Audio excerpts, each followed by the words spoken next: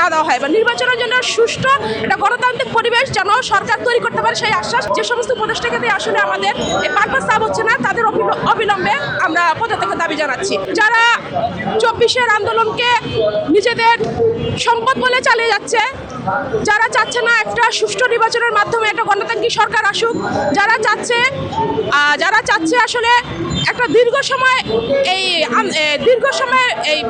এই সরকারের অধীনে থেকে দেশকে বানচাল করতে, দেশের অর্থনীতিকে বানচাল করতে তারাই আসলে এই নির্বাচনের বিপক্ষে কাজ করছে।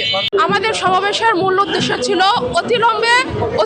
অতিলম্বে আমরা জাতীয় নির্বাচন চাই এবং জাতীয় নির্বাচন যাতে সুষ্ঠু নিরপেক্ষ এবং এই সরকার যেন এই নির্বাচনের সমস্ত নিরাপত্তা প্রার্থীদের জনগণকে এবং রাজনৈতিক কর্মী যারা মাঠে নেমেছে তাদের জন্য দিতে পারে, সেটাই ছিল আমাদের মূল লক্ষ্য এবং মূল উদ্দেশ্য।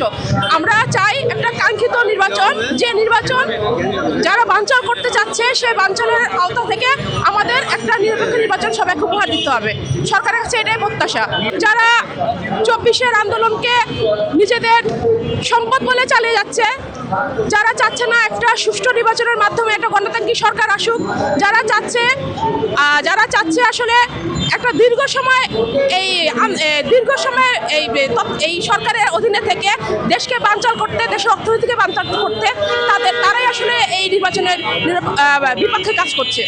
সরকারের কাছে একটাই মেসেজ, যতই বাধা আসুক, যতই ভাঙচুর আসুক, যতই হত্যা হোক, এই নির্বাচন আমাদের করতে হবে। নির্বাচনের কোনো বিকল্প নেই। নির্বাচন একটা গণতান্ত্রিক রাষ্ট্রের জন্য অপরিহার্য অংশ, নির্বাচন তো করতেই হবে।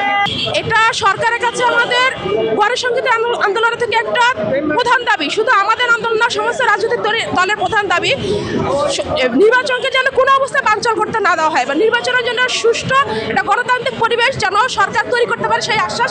এটা নিয়ে আমাদের দল বিগত কয়েকদিন ধরে আপনারা দেখছেন বিক্ষোভ করছে।